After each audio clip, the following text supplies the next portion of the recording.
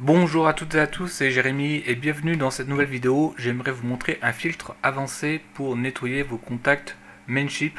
Donc c'est important si vous commencez à avoir une audience, avoir des contacts email, ben forcément il y a parmi vos contacts des emails qui seront de fiabilité douteuse, c'est-à-dire des emails qui seront en fait pas envoyés, qui vont atterrir en spam, ou alors tout simplement c'est que les gens ils vont pas ouvrir leurs emails, ils vont même pas les lire, et donc ça on va pouvoir mettre un filtre pour pouvoir faire une sorte de nettoyage, pour diminuer le nombre de contacts, parce que du coup si vous avez trop de contacts, au bout d'un moment vous avez un coût supplémentaire. Si vous prenez par exemple la version payante de Mailchimp ou d'un autre système, et bah, vous avez des coûts supplémentaires et ça vaut pas le coup.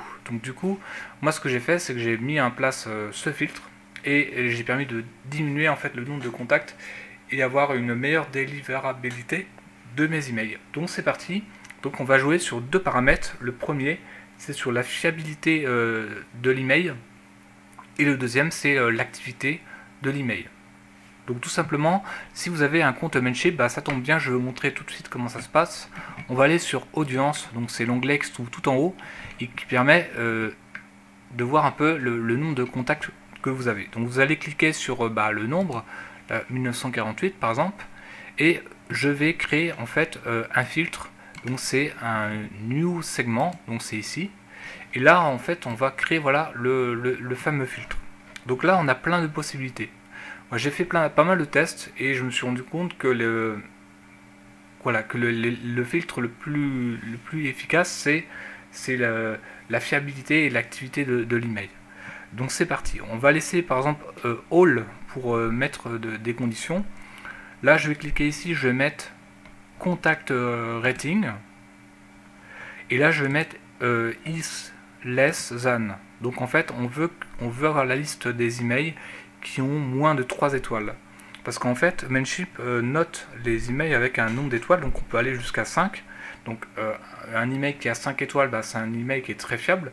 Et un email qui a une étoile, bah, c'est un email un peu douteux, qui fonctionne pas très bien, qui arrive en spam, etc.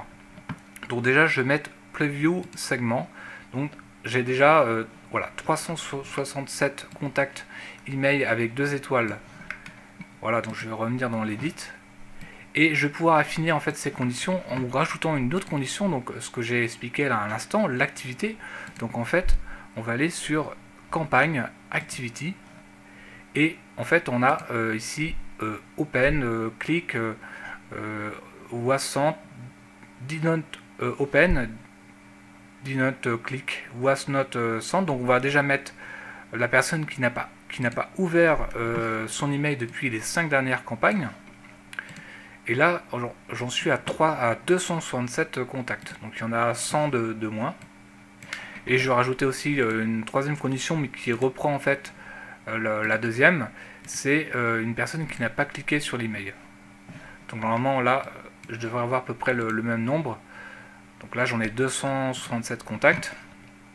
Voilà, donc le filtre que je vous conseille d'utiliser sur Mailchimp, c'est contact rating is less moins de 3 étoiles, ou ça peut être moins de 2 étoiles aussi, hein. Et l'activité, donc une personne qui n'a pas cliqué sur, qui n'a pas ouvert l'email, qui n'a pas cliqué sur l'email au cours des 5 dernières campagnes. Donc on peut affiner la recherche sur la toute dernière campagne. Ça peut être sur les 10 dernières campagnes, les 20 dernières campagnes. Bon, je laisse les 5 dernières, c'est déjà pas mal. Donc là, au niveau conditions, on est très sélectif. Donc si vous voulez faire un ménage de vos contacts Mailchimp, donc pour diminuer le nombre de contacts, garder vraiment les gens qui sont intéressés par votre contenu, bah voilà, je vous conseille ce filtre-là. Donc vous allez créer un segment, vous allez rajouter des conditions. Donc là, les conditions c'est all, parce que c'est les deux conditions, les 3 conditions réunies pour sélectionner des emails et pouvoir les supprimer par la suite. Voilà, bah j'espère que cette vidéo vous a plu. N'oubliez pas de vous inscrire à ma chaîne YouTube, de recevoir en vous inscrivant à ma newsletter pour recevoir les extensions WordPress à absolument utiliser. Je vous dis à très bientôt.